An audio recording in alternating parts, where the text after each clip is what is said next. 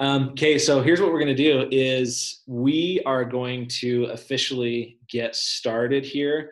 I want to welcome everybody who is joining us, around the country. I want to welcome Dave, who is going to be our presenter and speaker today. Let me just give an intro. So my name is Chris Linford. I'm the CEO of Oozle Media. And if you want a t-shirt, let me know. I'll send you one, maybe even a sweet mug. So, uh, so we're doing these webinars for our clients and anybody else because this is just an unprecedented time, and it's a time where there's a lot of unanswered questions. We're trying to predict the future the best that we can. We're trying to salvage our business. We're trying to stay relevant, and so we've invited Dave Smith, who we have here, to help us gain an understanding of the waters that we're treading, how we can come out on top. But Dave is the former COO of Oozle Media. He used to live here in Utah, where we're located. He now lives in Washington, D.C. area. His wife works for the government, was assigned a job out there, so they moved their family there.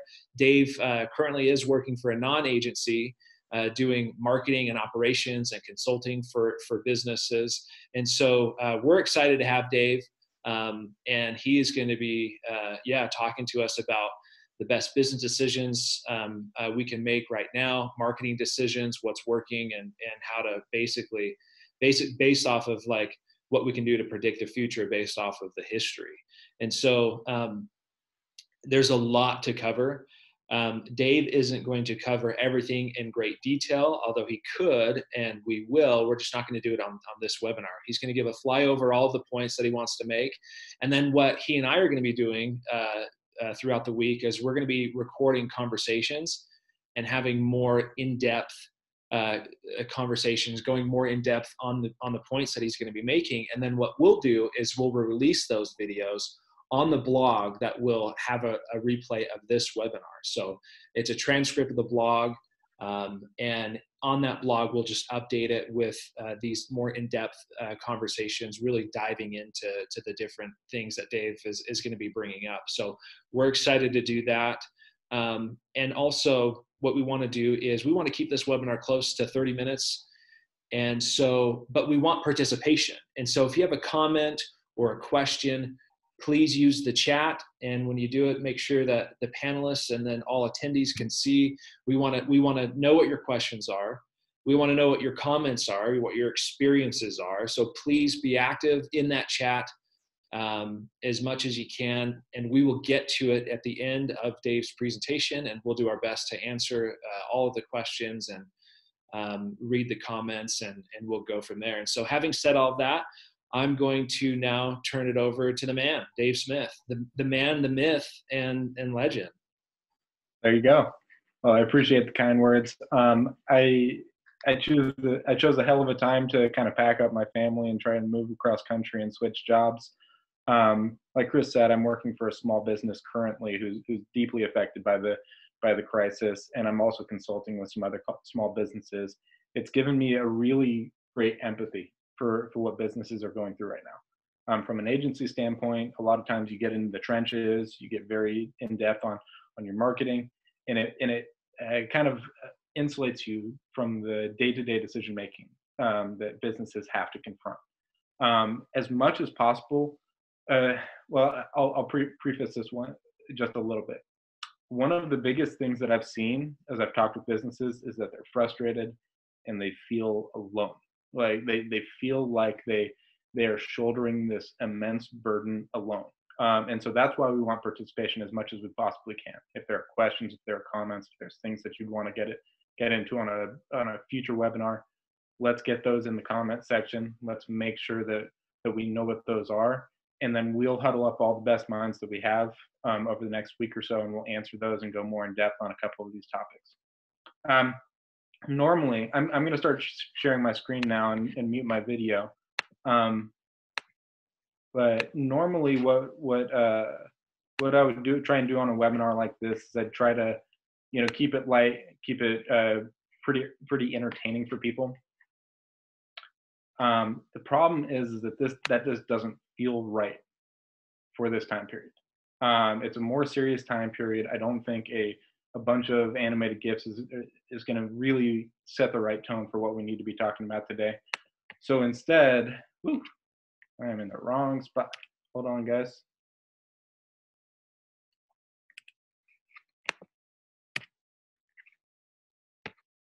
It would be good if I started at the beginning, huh? All right, back at it.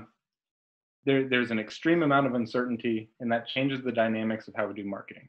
So I'm going to try and do this. I'm going to try and intro with something a little bit lighter, and I'm going to exit with a little bit lighter of a topic, but the rest we're going to get into the deep details of what we need to be worried about at this time. So first, I'm going to show you a distance learning case study. I know a lot of the people who will watch this will be in the kind of the salon industry. I drew the short end of the stick, trying to decide who's going to cut our youngest or our oldest kid's hair. He had a very heavy helmet, a lot of stuff in his bangs. This is a video of me trying to figure out how to cut hair while watching a YouTube video. I was terrified. This took years off of my life. I have nothing but respect for the people who do this day to day. It was not easy. I think I may have permanently damaged my relationship with my child after making him sit still for hour and a half as I tried to get through it. But I am proud of the results. This is the closest I'm going to let you see this haircut. It is not a perfect haircut, but I love how it turned out given that I don't know what I am doing. All right, first off, over the last 10 years or so, there's something unique about me. I've only really worked for one large company. Most of my work experience has been with small business owners, and that includes the time with agencies. The agencies that I've worked with have spent the predominant amount of their time marketing to small business owners, small to medium-sized business owners. And so I've gotten to know a lot of small to medium-sized business owners, and I wanted to say a few things about them because I think they're not being said enough in the media and how this is getting talked about. Small business owners, by and large, are generous and they care deeply about their employees. I know tons of small business owners who are foregoing pay, running into their cash reserves, going into debt to try and make sure that their employees and the people around their business are getting taken care of. That's because they feel the blunt end of well-intentioned and even necessary government interventions. As we shut everything down to kind of control the spread of disease, it's small business owners that feel the worst, get the worst part of this. What is being sacrificed on the altar to protect everybody else is the things that these business owners have spent so much time pouring years, decades, time, money into. And right now it just doesn't feel good for them. But if I have confidence in anybody to solve the problem, it's going to be small business owners, because even in the non-crisis time, the day of the small business owner is a constant onslaught of unsolvable problems. They're amazing at adapting, and that's what I'm hoping, is that some of these tips will help you know how to adapt to this time period and hopefully, come out the other side of it better. And this is something I alluded to before. Most of them are doing it alone. The dynamics of running a business mean that only one or two people really have all of the context to make the really, really difficult decisions. The decisions about who keeps coming to work, who doesn't, who gets paid, who doesn't. This is a very, very hard time for them. And even in non-crisis times, small business owners I have found feel alone. And that's a big part of why I wanted to do this webinar and how I've written this. I'll give a few updates and caveats right here. I told everybody that I moved across the country and now live in Virginia. My wife is working for the federal government. This is where both of our families grew up. So there's a better structure for us at this time, which has been really helpful at this time. But I am working with a small business and doing marketing and operations consulting for other businesses. What I'm not doing is I'm no longer financially tied to Ouzler Babin anyway. They didn't coach or course anything I'm going to say. Both Chris and Stephanie read through it. They didn't ask me to make any edits or highlight anything specific to make it look like Ouzler is doing something good or bad or making good or bad responses. They've given me basically a free rein to say whatever I want here.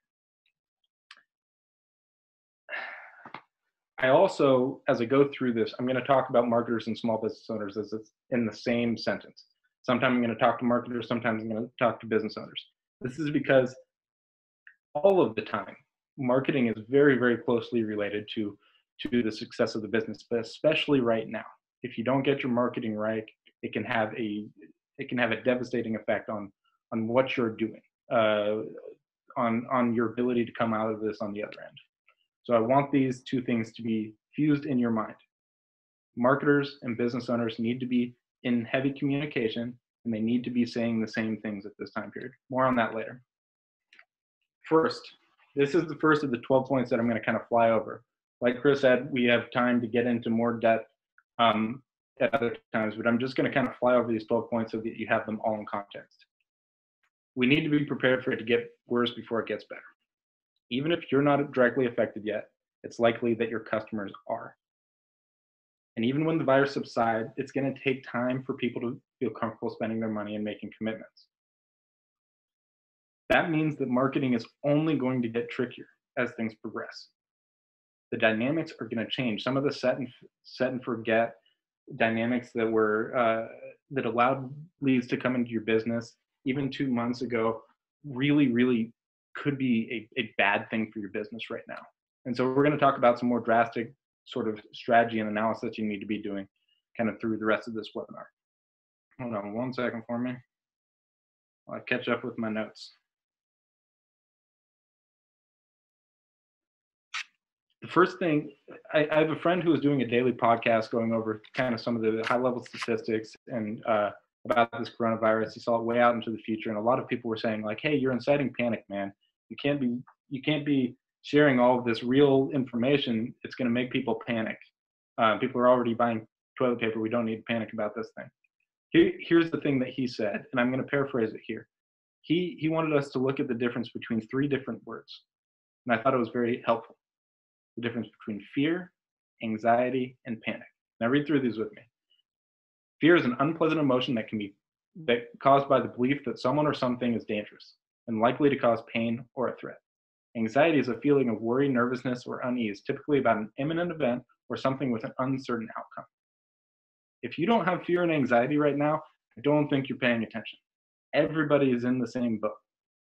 This is a scary time to own a small business. You should feel some fear and anxiety. You should let that fuel your strategy because this is a very, very uncertain time. You would be right to have some fear and to have some anxiety. What we don't want is panic. Now read the definition of panic with me. Panic, the sudden uncontrolled fear or anxiety, often causing wildly unthinking behavior. This is the thing that we want to avoid, the wildly unthinking behavior. I think it's totally normal to be panicked, to have some fear and anxiety about what's going to happen into the future. We don't know. This is completely unprecedented. Nobody was prepared for it. So fear and anxiety comes with the situation. It's the wildly unthinking behavior we want to avoid. What wildly unthinking behavior usually means from a marketing standpoint is one of 2 things. One, and yes, this is unprecedented time, pandemics happen. Over the years, I have seen many panics, many pandemics in almost every market that we've worked in. Everybody has these times that they have to overcome. And businesses react remarkably similar when things get uncertain. The wildly unthinking behavior usually takes one of these 2 courses. They pull the plug and turn off everything. They say like, well, we got to conserve everything that we can. Let's turn off everything. Everybody, they fire their marketing manager. They do all this stuff. They send everybody home. This happens with remarkable frequency, and it almost always ends poorly for the business on the back end. Or 2, they take wild shots in the dark and make dramatic shifts in their marketing strategy. Patrick was talking about this a little bit on his webinar last week about how you can drive the car by jerking the wheel to the left or jerking the wheel to the right, rather than reading the contours of the road and adjusting properly. This is another thing that sometimes people do is they look for home run ideas. We're going to talk about why that's a bad idea here in a little bit, but you should do neither of these things. The rest of the webinar, hopefully we can talk about the things that you can do, the things that you can control. So what should you do instead? First, if you've ever flown a plane You already know something about dealing with a crisis. If there's a sudden decrease in cabin pressure, oxygen mass will drop from the ceiling, and we can all fill in the rest. We are supposed to place the mask on our own on ourselves first before we help other people. The same is true about your business. Your business does nobody any good, for you, your employees, your customers, your relationships, if it goes out of business. Protecting your business should be the top priority. It's going to be the thing that will allow you to employ people, to help people out of these very uncertain times where they don't know when the next time they're going to get a paycheck or they're going to come into work is. It's just not going to help anybody if your business fails. So the number one priority, even above marketing, like I mean, I'm saying this on Uzal's webinar, I maybe shouldn't, but like even above marketing, protecting your business should be the top priority. Only after your business is secure can you focus on helping others. You can't give something that you don't actually have. So if you're trying to make things less uncertain for other people, you have to have certainty yourself. So that's why one of my main tips here is help yourself first. Take care of your business first. So how do we do that? What is the magic tactic that makes all this stuff work? Sorry, there isn't one. There's no silver bullets that's going to fix that. And we're going to have to use a lot of lead bullets. This is from an awesome book. If you're a business owner right now and you're trying to figure out how to navigate all of this stuff, this is by an author, Ben Horowitz. He navigated a kind of a dot-com business during the dot-com crash, and he gives like a really raw storytelling of how to manage a business under crisis. This is from when kind of Microsoft came over the top of his product and offered a product that was 5 times faster. They eventually defeated the Microsoft product, but the way they did it was not with some magic solution. This quote comes from when they were looking for that magic solution, and their engineer said, "Hey man, like the server was 5 times faster. There's no silver bullet to fix the server.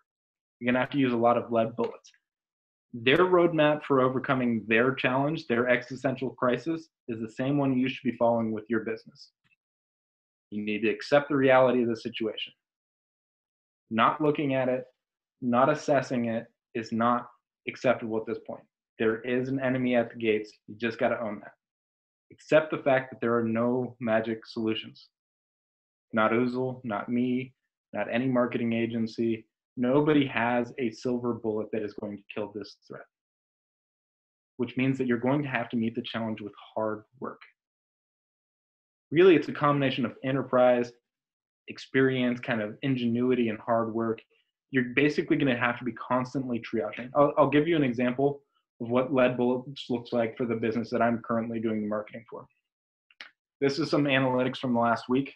A blog that didn't exist 2 weeks ago is now the second most visited page on the site, and it shows up in the conversion path of 40% of the people that end up converting on the site to become a lead.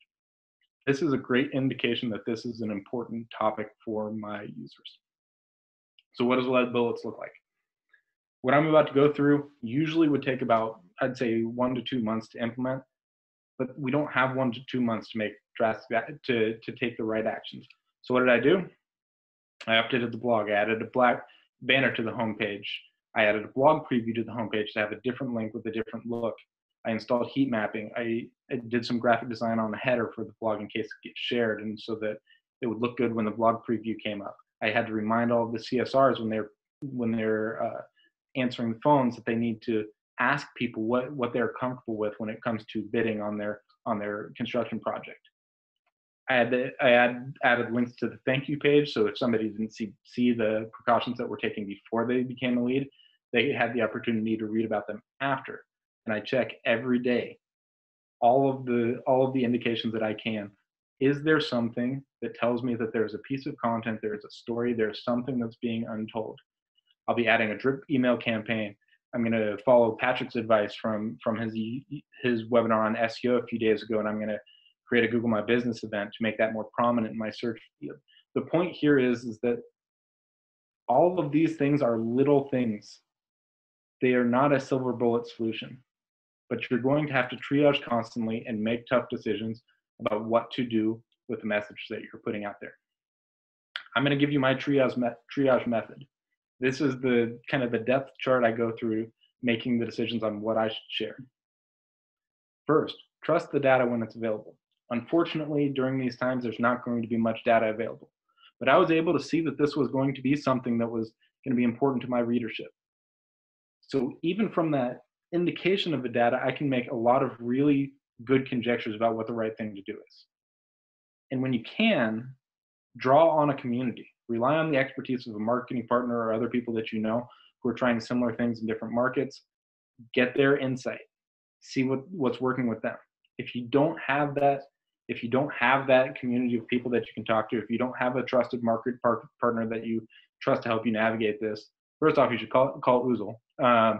But also, you should probably you still need to look at it. You still need to trust your gut instinct. Try to find the right message for the right person at the right time, and then check back often to see if that message is resonating with whatever tools you have to collect that data. Then, once you feel like you've gotten the right message, do everything that you can to get that message in front of your audience, wherever they are looking. You are going to have to go and find them. Stephanie had a really great webinar last week about social media. People are on social media way more than they are searching for the keywords that would normally bring you to your website. Do what you can to get in front of the people, meet them where they are, and overcome the doubts that they're going to have about your business. Check back often and look for clues about whether or not it's resonating, and then we're going to need to repeat this whole thing very frequently until this whole mess is over. That's just how it is. This one is a really funny one for me. So the federal government has, maybe for the first time in my lifetime, really taken sweeping action to try and help small businesses. But I've talked with a lot of business owners that are very, very skeptical of the federal government. Small business owners hate the federal government, almost universally. That's because they contribute so much to the tax base, but are usually overlooked when it comes to bailouts and stimulus. But here's my take on this. If the federal government is offering to give some of it back, take it. If you qualify, take the help that is being offered by the federal government.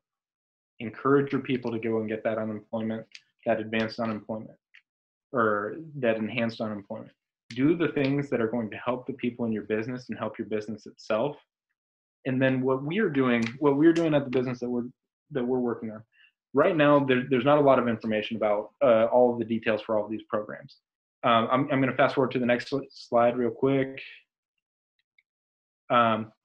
If you're looking for information about where you can find what the federal government is doing to try and help small businesses, this is the best link that I've found to go and find a really simple telling of all of the up-to-date details. It's a government website, coronavirus.gov/small business. It has all the information about payroll forgiveness, loans with payroll forgiveness, and all of the good things that they're trying to do for small businesses.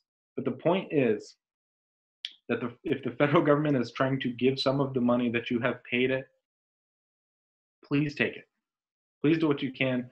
Also apply right now, even if you don't think that you're going to need it, because a lot of these programs actually have caps on how much they can lend. I think those caps will probably go up over time, but for right now, they have caps. So you want to be first in line if you think it's going to help your business. I'm not a financial advisor. You guys make the decisions what you need to do, what's right for your business, but that's just my personal opinion. Oh, and what we're trying to do when we apply for these things is we are trying to reserve some cash to do advertising. You may have noticed that the federal government is trying to help businesses, it's trying to help employees. It is not going to bail out your marketing campaign. We'll get into some of the reasons why, but I think you should try and hold something in reserve to continue to do advertising. That'll come up a little bit later. The reason that you want to hold something in reserve is because what happens in downturns is that the lending market's tight. Banks look out for themselves first. And so if you need money to grow, a lot of times banks won't lend because all of this uncertainty means that it's way more likely that you are going to default on a loan. So banks are going to hold in reserve the normal lending channels that you might have used to run your business previously. So if you have an opportunity to go and apply for one of these loans, if they're going to waive all things like fees, give you below market rates, I think it's a good thing to get in line. Even if you're not going to use it, I would go get in line and see if there's something that's going to help your business survive during this time period. So, like I said before, the government isn't going to bail out your marketing plan. And why is that important? Because marketing is all about momentum. So what you see kind of spinning out in front of you is called a flywheel. You can see it's connected to an engine that kind of pushes it around. But when that engine is not pushing, what happens to the flywheel is that the momentum that it's built up can continue to run the machine even when the engine has turned off. This is how modern marketing works.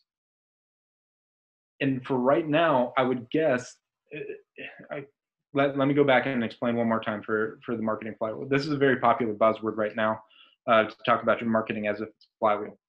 The concept here is that the engine that builds momentum in your brand is the positive interactions that you have with your clients, or it's the good content that you deliver to them. It's every bit of marketing effort that you put into your brand builds a momentum that you can use, that you can draw on in times of need. Basically, every business that you know of right now is drawing on the momentum built up in their branding flywheel. They're using the big turning wheel of their brand to run their business. They're harvesting the good graces and the good reputation that they've built up with their customer base. Here's the thing about flywheels, though. Flywheels are much easier to keep moving than they are to move them once they've stopped. So if there's any way, and let me step back here for a second. I'm making some kind of sweeping broad statements. I'm not going to judge anybody for the decisions that they're making right now. This is a very, very difficult time. You're probably making decisions on, who to fire, who to keep, how to keep the lights on, how to cover your bills, all that sort of stuff. There's no right answer to this. But if you have the luxury, if you're in a position to keep some of your marketing going, that momentum is going to help you. And we'll get into that in just a second, why that momentum is so important here. To kind of continue on the momentum path, I'm going to use a slightly different example. The last 10 years of an expanding economy are kind of like a drag race. It's kind of who can get from point A to point B fastest, who can put the most horsepower to the ground and just get there as fast as you can. How much gas can you pour on it? You may have noticed that there have been turns coming. And when there are turns involved in a race, it is no longer about who can get there, who can get from point A to point B in the smallest amount of time.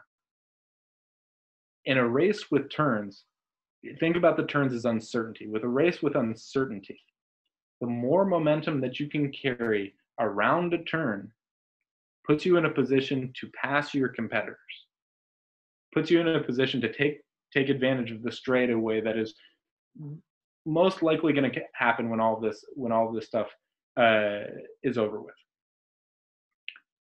Additionally, Google and Facebook have awesome machine learning and artificial intelligence driving their ads now. Like if you're using them, you are getting a huge advantage over competition that are not using some of the AI that Google and Facebook have available to you. But those platforms need data to perform. If people believe that they can just kind of exit the market right now and show up when the demand comes back, and they're magically going to get all of the benefits of the people who have been collecting data and trying to put a little bit more momentum into the flywheel, I think they're going to be sorely mistaken. It's going to cost you more money to get the same results on the other side. I know not everybody can do this. Like I said, I'm not making judgments for anybody, but if you have the luxury, continue to invest some time and do Google and Facebook ads. Stephanie did a really, really great webinar with Google last week, giving some details. We'll link to that in the blog that goes along with this, with the replay of this. But yeah, I mean, the name of the game is to keep momentum if at all possible. So this is kind of an unprecedented kind of economy. A lot of people don't know this, but I actually studied economics in college. If there's an economics tilt to this, that's probably why. It's going to take time for the economy to get moving again. It just is. You can't shut everything down for months at a time and hope that everybody's going to come out of their foxholes and immediately be willing to make huge commitments and spend all their money. There's huge uncertainty. So it's going to take time. And that almost certainly is going to put businesses out of business. Even with all the well-intentioned government programs, people are going to have to go out of business. And even to stay in business, it's going to feel like hell. It is going to feel like you are going through hell. So the question is it worth it? So this is where some of my previous experience before working with an agency comes in. When I was studying economics in college, I was also working for a construction company. It's actually the same construction company I'm working for now. They survived. That's a little bit of a spoiler alert for what I'm going to share next. But I remember specifically in the middle of the housing and the banking crash that happened 10 years ago, going out to lunch with the owner of the business. And we were sitting there and he's like, I'm just putting in all of this work. I am losing money. I'm not taking a paycheck. Every job seems like it's putting me deeper into the hole. Is this worth it? Is it worth it to try and keep going? I mean, this is a real question. And here's a reality that I don't think gets talked about enough because business owners are very private and they don't share this sort of stuff very often. People were feeling that even before this pandemic hit. People were looking at their finances. They were looking at the finance of the business. They were looking how much they were making. They're like, am I really in this thing? Like, would it be better for me to just go get a job somewhere else and wait for better conditions to arrive? I mean, it's a real hard question. Is it worth it? I think back to this lunch all of the time now because it taught me a very important lesson. I happened to be studying economics at the time, and this is the example that I shared with him, and this is the example that I'm going to share with you guys right now. But first, I'm going to steal this quote from Winston Churchill. I stole this from Stephanie, who told it to me kind of a couple of days ago, and I said, hey, I'm going to steal that and put it in my webinar. It's a great quote for this time. If you're going through hell, keep going. That's what I'm going to say, is it makes sense to keep going, and we'll get into why. Which begs the question, why do you keep going? What is the upside? How can you grow during a down economy? That's the whole point of marketing. How are we going to grow if everybody is less likely to spend with us? The reality of it is that you're probably not going to grow in revenue and profitability. And to kind of make an example, I took a hypothetical example. These numbers are made up, but it's to illustrate a point. This was where we were like a month or two ago, before all the stuff hit the fan. We were in an expanding economy, and what that means is when the economy is expanding, there's a lot of competitors that come in and try and cut up that additional market share. Every time there's an expansion in the economy, it gives life to new businesses who come in and try and eat that market share up. If you've been established in the economy, so the U in this example is this blue wedge over here, you own about 20% of the market share, which in this example is about 200K in revenue. And you have 10 competitors with differing amounts of market share they're owning. This is what it looks like pre-recession. During the recession, you might not notice, but I made the pie a little bit smaller. That's because the pie is actually going to get smaller. There's actually going to be less money in the market for a time period. What that means is that some of your competitors are going to drop out. In this example, I just chose 5 of your competitors to drop out of the space. What that means is that your market share went from 20 to 33%, even though you took a 25% hit in revenue. Remember, my revenue was 200K right here. Right here, it's 150K. What that means, taking a 25% hit in revenue means that you are not making money. For the vast majority of businesses, that means that you are not making money. There's just literally less money to spread across payroll, overhead, all of the expenses of running the business. But what you have increased is the amount of market share that you can control.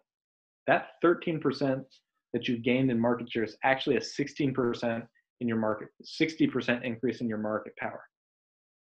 Now, I'm going to fast forward a little bit here. We're not going to get into the nitty-gritty details of how this stuff bounces back and in what order and all that sort of stuff. In this webinar, you may have noticed me talking about after. If this is the end of the world and the economy doesn't recover, none of this makes a difference. But that's a really, really terrible world to be living in. That's a really terrible outlook to have. It's better for us to think about something where we can have some sort of effect over it. So I'm going to choose to assume that the economy is in fact going to bounce back the way that it has every time that we've faced a downturn on a global scale. So what happens when that economy bounces back? You can see that the pie increased in size again. But this time, before all those people that come in to cut up the market share, all that competition floods back in to try and cut up the market share, you now own 33% of that market space, of that market power. And what that means is 324K in revenue, or 124K, or about a 62% increase in revenue. These are hypothetical numbers, but that is a huge upside to staying in. And spoiler alert, that's what happened with the company that I was working in. I went back to college. It was just a summer job at the time while I was studying in college. But what they did is they went back down to a skeleton crew. They kept things moving. They lost some money that year, but they gained market share. They refined their processes. They sharpened their pencils, and that allowed them to grow for 10 years straight with barely skipping a beat. This is the upside to staying in a down market, to staying in and not just closing up shop and hoping that you can reopen when conditions get better. You have the opportunity to encroach on the market share. I know this isn't possible for everybody. I'm not trying to make people feel bad if it's not possible for you. But even if you're not going to work with an agency, even if you're not going to spend ad money trying to get in front of people, figure out a way to continue to get your message in front of people. That is the momentum that you need to build into your marketing flywheel. Those are the good positive interactions that's going to make somebody more likely to come back and buy from you, allow you to gobble up this market share that's almost certainly going to exist in your market when things start to turn around. It's not going to happen now. I don't think it's going to happen for the next couple months. But when we see the demand flood back into the market, fueled by the stimulus in the economy, it'll put you in a great position to take a larger piece of the growing pie, which is the whole point of marketing in a down economy. Okay. So once again, just a quick review. A lot of competitors. It contracts. Some people go out of business. The economy comes back. Before other people can come back in, it allows you to encroach and take a bigger market share and see massive growth in your revenue. So this all seems hypothetical. These are hypothetical numbers. These companies don't really exist outside of this example for this webinar. But we are seeing signs currently that this is happening in the post-secondary education space. One of the best slides that I saw in the webinars that Uzel has put on is this one by that Stephanie put together. If you notice just at the end of this graph, the red line dips and the blue line increases. What Stephanie said about this is that PPC ads are on sale. There are less people showing up to bid. And that could be because of panic. That could be because they literally can't stay in the market. But the reality is if you can stay in the market, the eyeballs, the people that you're getting in front of are actually on sale. This is actively happening. The dip that happened in the average CPC is an indication that people are ceding their market share because they are not even showing up to the auction anymore. If you have the opportunity to take advantage of this, please. I don't know 100% when the right time to really step on the gas pedal is. Stephanie said a really good thing in her webinar. Let the demand for the market determine your budget. Check back with your agency or whoever's running your ads frequently. But there's going to be an opportunity at the bottom of this to gobble up market share quickly. We are already starting to see it in the numbers. So Be smart, protect your business first. But then once you've protected your business, see if there's something you can do to keep the momentum going so that we can come out of the other side of this thing poised to take up a larger portion of the market share and a larger amount of growth in revenue and profit on the other side. Okay, this one is very specific to Oozle customers. Back when I was COO of Oozle, I got a lot of questions about why the CPC, why the cost per click, why the cost of ads were going up. And it's because there was a very, very low unemployment rate at the time. This is a graph that I made to try and prove that point. You can see, so the blue line here is interest in the term beauty school. If you're getting thrown off by this really high spike around 2016, this was when they did a live Grease show, and that's actually caused by the people searching for the song Beauty School Dropout. But everything else is pretty consistent here, follows the traditional kind of seasonality that you see in beauty school. But when you see the highest peak in interest for beauty school is a few months after the highest unemployment rate. And then what you see for the next 10 years is that the interest in trade schools has dropped as the unemployment rate has dropped. There are just less people shifting in between careers and looking for ways to gain new skills and to become more employable. It's basic. This is about as close to a correlation as you're going to see without doing some heavy statistical analysis in the data. It tracks 1-to-1. What that means is, so I took a screenshot. I didn't add it to this, but I took a screenshot because when I was preparing this slide, I literally got a notification on my phone that said, we're having record number of unemployment claims in this country.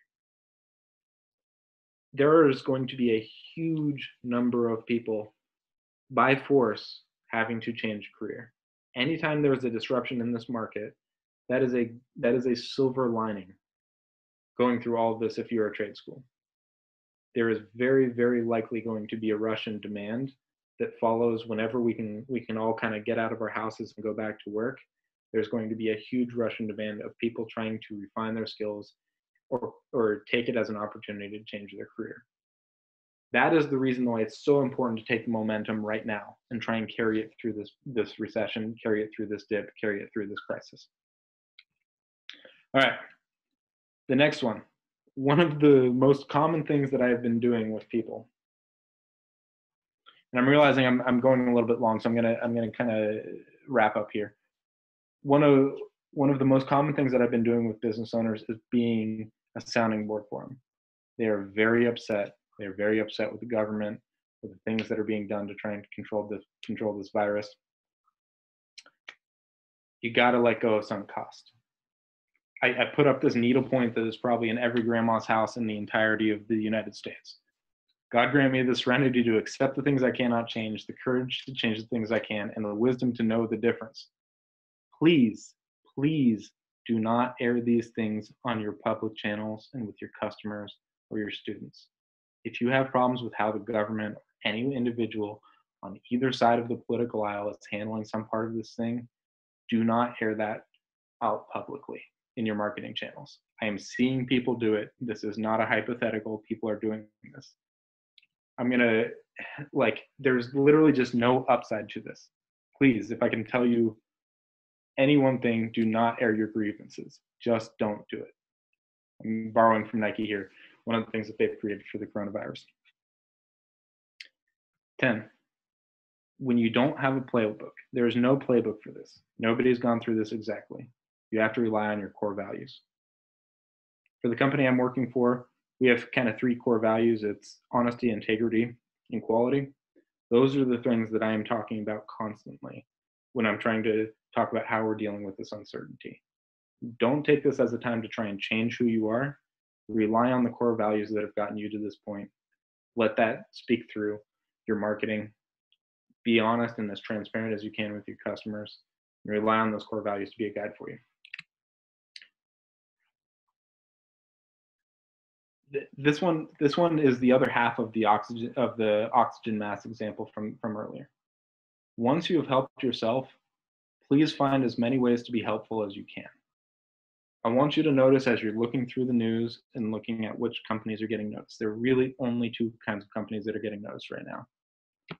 People who are doing it very wrong, sending people to work when they shouldn't, when they putting people at risk, not treating people correctly, and the people who are doing it very right by helping as many people as they can. There's a famous Mr. Rogers quote. It's really his mom's quote. He gets all the credit for it. When I was a boy, I would look and see scary things in the news. My mother would say to me, look for the helpers. You will always find people who are helping. The people who are helping, the people who are being positive, the people who are trying to uplift, people who are trying to take care of each other are the companies that are going to harvest that demand on the other side of this downturn. I can virtually guarantee it. Additionally, if you happen to get any free press for this, this is the exact sort of stuff that would pay SEO dividends for years. You'd be spending thousands of dollars to try and get the amount of value out of something if you happen to get press coverage for trying to help somebody. So whenever you can, try and help people. This extends to your employees. You need your employees to be able to grow post-recession. You're going to need to be able to bring them back, retain them, rely on their expertise to harvest this demand when coming back. You're going to have to make tough decisions with regards to your employees, but treat them with humanity, and it will help you from a marketing standpoint because it'll allow your business to grow and take advantage of that demand that's going to rush back into the market. Lastly, this is the last thing I'll say. Good marketing is still good marketing, even in a crisis. It all comes down to telling the right message to the right person at the right time. The message and the time are really, really up in the air right now, but you know who the right people are for your business. So if you're trying to decide if you should say something, I'm going to give you 3 questions to ask yourself. Is this the right message for the people that will read or hear this? Think about who's on your mailing list, on your social media list. Is this the right message for them?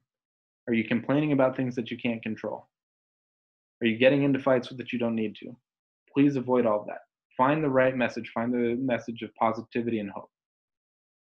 Am I reaching the right audience with this method? The method I'm using to get this message out. Do I trust my marketing agency or whoever's running my ads to be targeting the right people during this time? Once again, I'm going to put in another plug for that webinar with Google last week. It was really excellent talking about how to manage that. And is this the right time to communicate to this customer journey? Or should it be coming sooner, or should it be coming later?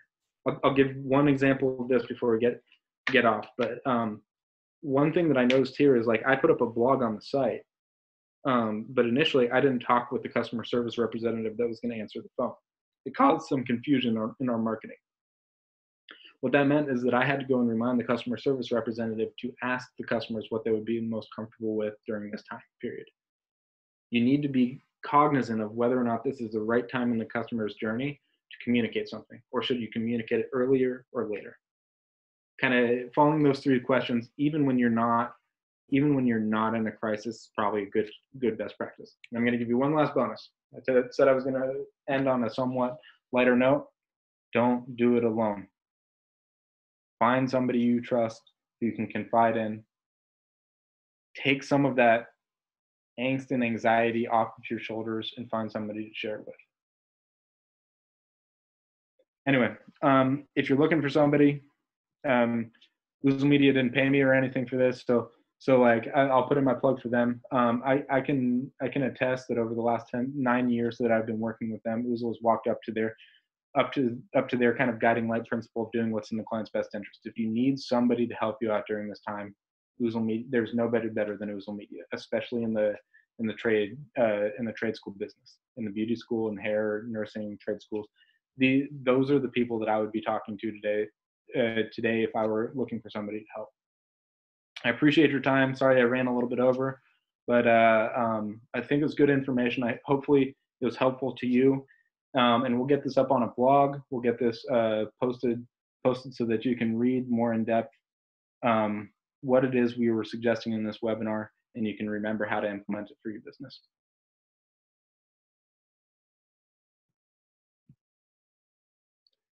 Thanks, Dave. Appreciate your time. We're going to go ahead and sign off. And what we're going to do is we're going to upload this video um, and send out a replay link to everybody via email so that you have that. You can reshare it.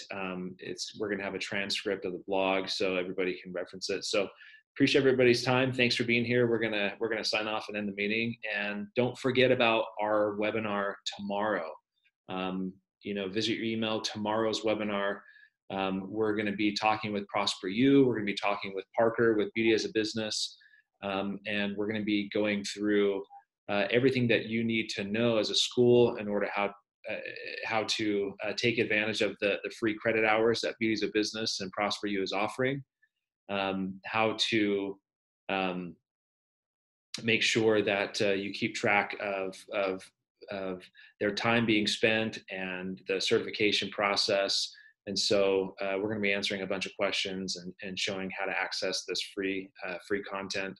We're going to be adding even more. And so as time goes on, so we're happy to do that. Thanks, everyone. Dave, you there? Thank you, man. Thank you, guys. Okay, we'll see you. I'm going to end the meeting.